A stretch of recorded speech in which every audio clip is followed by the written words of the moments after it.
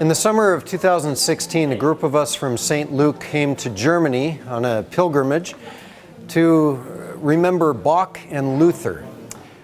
It was near the 500th anniversary of the Reformation, and so we're going to be taking little vignettes throughout our journey at historical sites and telling a little bit about Luther and the Reformation and some of the important teachings of the Lutheran Church.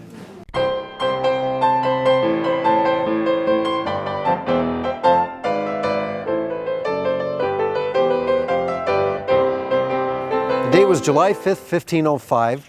Luther was returning from home to Erfurt here from law school to return back to law school when he was stuck in a thunder and lightning storm and got down on his knees to pray to St. Anne, the matron saint of miners, that's what his family was, that he be saved from the storm. And when he was, he felt like he needed to make good on his promise. So he returned to Erfurt and enrolled in the Augustinian Monestary, where I stand here today.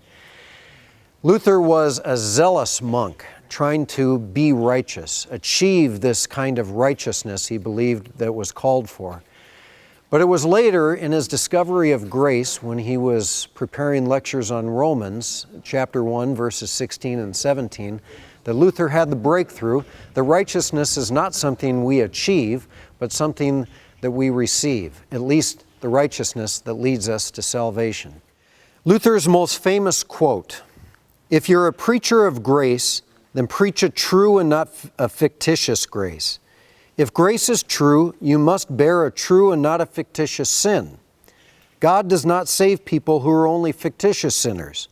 Be a sinner and sin boldly, but believe and rejoice in Christ even more boldly, for He is victorious over sin, death, and the world." Sin boldly isn't an excuse and permission to do whatever you want. Rather, the freedom from worrying whether your act of righteousness will contribute or detract from your salvation. That Christ's grace is sufficient. It is enough. His righteousness is your salvation.